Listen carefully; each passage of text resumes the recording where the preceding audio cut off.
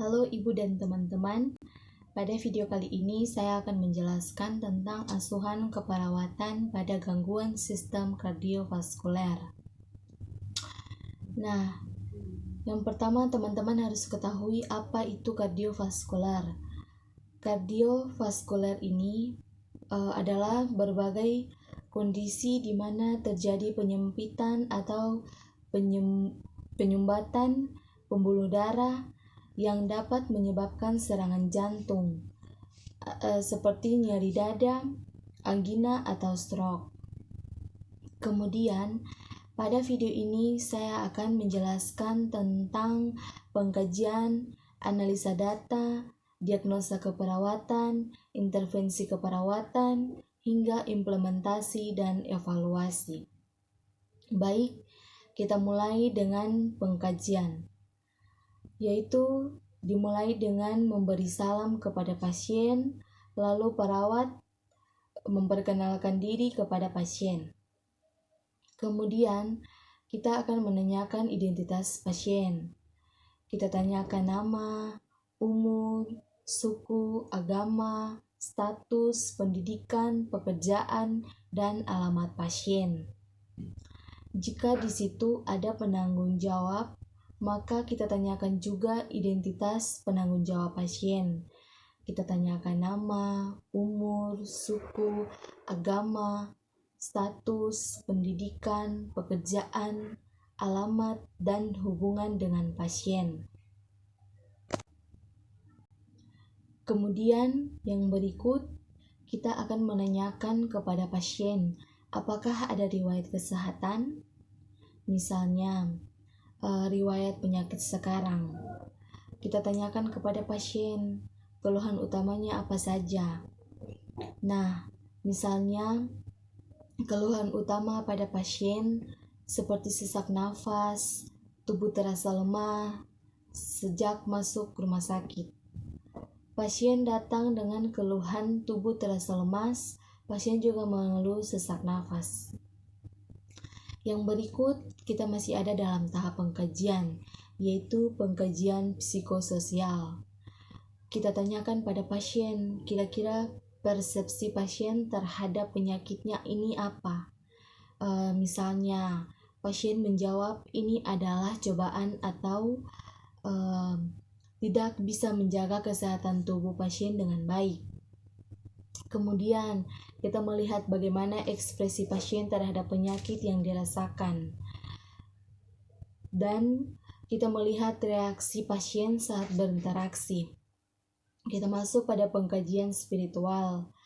Misalnya, kebiasaan pasien beribadah sebelum sakit, atau kegiatan ibadah lainnya yang pasien lakukan, dan pasien menjawab tidak pernah, misalnya ya. Kemudian kita masuk pada analisa data. Tahap analisa data ini seperti kita mengambil data pasien. Misalnya, DS pasien menyatakan tubuh terasa lemas. DO, pasien menyatakan sesak nafas. Kemudian etiologi kondisi kronis ketika jantung tidak memompa darah sebagaimana mestinya. Kita masuk pada diagnosa keperawatan.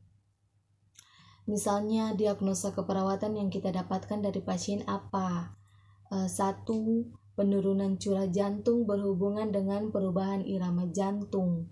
2. Intoleransi aktivitas berhubungan dengan ketidakseimbangan antara suplai dan kebutuhan oksigen.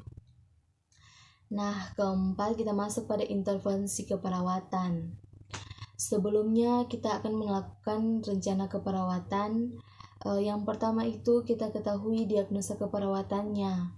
Misalnya, pola nafas tidak efektif yang berhubungan dengan pertukaran gas. Kemudian yang berikut di dalam tabel intervensi keperawatan, di situ ada tujuan. Jadi, kita jelaskan tujuan dari intervensi keperawatan yang dilakukan.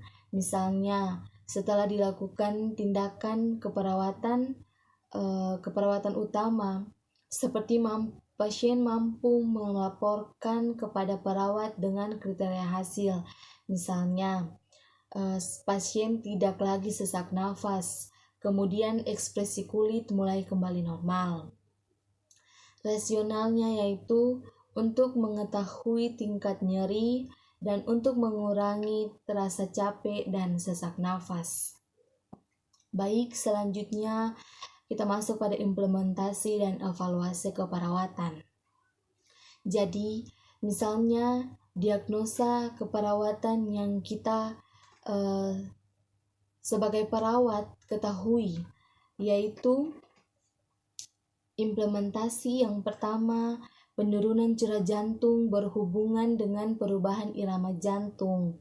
Kedua, dilakukan tindakan keperawatan monitor EKG atau melakukan penilaian pada sirkulasi perifer, misalnya cek nadi perifer, edema, dan warna kulit pasien. Yang ketiga, kita melakukan penilaian pada sirkulasi, misalnya cek warna kulit dan suhu, memonitori sesak nafas, kelelahan, dan melakukan terapi relaksasi sebagaimana mestinya. Yang keempat, kita mengkaji hambatan untuk melakukan aktivitas dan memonitor tanda-tanda vital sebelum dan setelah melakukan aktivitas. Yang berikut kita akan ada pada tahap evaluasi dari tindakan-tindakan implementasi yang kita lakukan. Jadi evaluasi ini dilakukan dengan SOAP. Ya. Yang pertama, tubuh terasa lelah dan capek dan sesak kalau diberikan posisi duduk. O-nya adalah tanda-tanda vital seperti tekanan darah 120/80 mmHg, nadi 80 kali per menit, suhu 36,5 derajat Celcius, respirasi atau pernapasan 28 kali per menit. Nah, pasien terlihat sangat lelah saat melakukan aktivitas. Ada edema pada kedua tungkai derajat dan wajah terlihat pucat. Nah, kemudian A-nya kita taruh masalah belum teratasi.